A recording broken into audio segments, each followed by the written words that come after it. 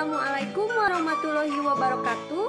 Perkenalkan, saya Anissa Agustina, peserta Latsar CPNS Kota Bandung. Saya akan memaparkan tentang materi komitmen mutu. Komitmen mutu. Komitmen mutu merupakan sebuah perjanjian tidak tertulis pada diri kita atau pada orang lain yang tercermin dalam tindakan kita untuk menjaga mutu kinerja pegawai dengan berorientasi pada kualitas hasil. Ada 4 nilai dasar dalam komitmen mutu. Yang pertama adalah efektivitas. Kemudian yang kedua adalah efisiensi. Yang ketiga adalah inovasi, dan yang terakhir adalah mutu. Apa itu efektivitas? Efektivitas adalah tingkat ketercapaian target yang telah direncanakan, baik menyangkut jumlah maupun mutu hasil kerja. Efisiensi. Efisiensi adalah mengukur ketepatan realisasi penggunaan sumber daya dan cara pelaksanaannya. Inovasi. Inovasi yaitu adanya perubahan untuk beradaptasi dengan tuntutan perubahan yang terjadi di sekitarnya. Mutu. Mutu adalah merencanakan nilai keunggulan produk atau jasa yang diberikan kepada pelanggan sesuai dengan kebutuhan dan keinginan atau bahkan melampaui harapannya. Berikut merupakan nilai dasar orientasi mutu. Yang pertama adalah komitmen. Yang selanjutnya adalah cepat, tepat, dan ramah. Kemudian, nilai selanjutnya adalah melayani dengan hati, melindungi dan mengayomi, dan yang terakhir adalah perbaikan berkelanjutan.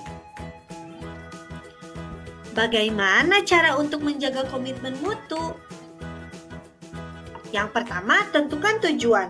Tujuan merupakan hal yang sangat penting dalam menjaga komitmen mutu, karena tujuan merupakan arah atau target dari apa yang akan dikerjakan. Tujuan dari suatu pelayanan publik hendaknya selalu diorientasikan pada kualitas hasil yang dipersepsikan individu, apakah itu baik atau buruk. Dengan tujuan yang diprioritaskan pada kualitas hasil, maka komitmen mutu dalam pelayanan akan senantiasa terjaga dengan baik, bahkan senantiasa meningkat. Yang kedua, peran. Menjaga komitmen dan mutu tentunya tidak mungkin terlaksana tanpa adanya peran dari organisasi atau instansi dan pegawai. Penyelenggara layanan harus memahami fungsi, tugas pokok, dan peran yang diberikan institusi agar dapat mencapai tujuan yang berorientasi pada kualitas hasil yang diharapkan sehingga pelanggan merasa puas. Dengan memahami fungsi, tugas pokok, dan perannya, penyelenggara pelayanan dapat mencapai target mutu layanan dengan baik. Peran ASN adalah sebagai perencana, pelaksana, dan pengawas, serta penyelenggara tugas umum pemerintah dan pembangun nasional melalui pelaksanaan kebijakan pelayanan publik yang profesional, bebas dari intervensi politik, serta bersih dari praktek korupsi, kolusi, dan nepotisme. Keberhasilan pegawai ASN dalam melayani publik sesuai porsinya masing-masing akan meningkatkan kredibilitas unit kerja dan mendorong keberhasilan institusinya. Yang ketiga adalah prosedur.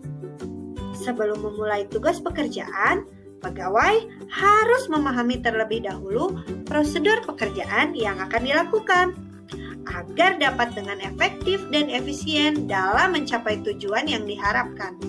Pekerja harus memahami terlebih dahulu wewenang dan tanggung jawab yang dibebankan kepadanya. Kemudian, menguasai standar mutu layanan yang lekat pada wewenang tersebut. Setelah memahami wewenang dan tanggung jawabnya, dirumuskan standar pelayanan atau standar prosedur yang jelas. SOP yang jelas untuk tiap pelayanannya harus bertanggung jawab sehingga pengambilan keputusan dapat lebih cepat dan fleksibel dan akan menunjang kualitas pelayanan publik, sehingga komitmen mutu layanan tetap terjaga dengan baik. Yang keempat adalah hubungan. Komitmen dan hubungan adalah dua hal yang saling berkaitan erat. Komitmen yang baik akan terwujud jika memiliki hubungan yang baik. Penyedia layanan harus memiliki relationship yang baik kepada semua, baik itu pelanggan atau institusi. Penyedia layanan harus memahami karakter pelanggan yang akan dilayani. Melayani dengan pelayanan prima, dengan hati, menerima kritik dan saran untuk perbaikan ke depan dalam rangka menjalin hubungan yang baik dengan pelanggan, sehingga pelanggan merasa puas dan merasakan kualitas dari pelayanan yang diberikan. Dengan menjaga hubungan ini, maka komitmen pun otomatis akan terjaga. Yang terakhir, kepemimpinan. Untuk menjaga komitmen mutu tentunya memerlukan kepemimpinan yang baik, yakni dengan menumbuhkan kepemimpinan yang efektif, membangun sistem informasi pelayanan, merumuskan strategi pelayanan, dan menerapkan strategi pelayanan. Layanan yang bermutu bukan hanya menjadi tanggung jawab petugas di garis depan, melainkan menjadi tanggung jawab semua pegawai ASN pada setiap level organisasi, mulai dari tingkat bawah sampai ke tingkat atas. Kesadaran akan mutu mesti tumbuh dari dalam diri setiap individu, tidak menunggu perintah atau teguran dari pimpinan atau rekan kerja. Berikut merupakan strategi manajemen mutu. Yang pertama, menyusun program kerja. Yang kedua, mengembangkan budaya kerja. Yang ketiga, meningkatkan mutu proses berkelanjutan. Yang keempat, membangun komitmen. Yang kelima, membangun kerjasama. Yang selanjutnya adalah mampu beradaptasi. Kemudian, menampilkan kinerja.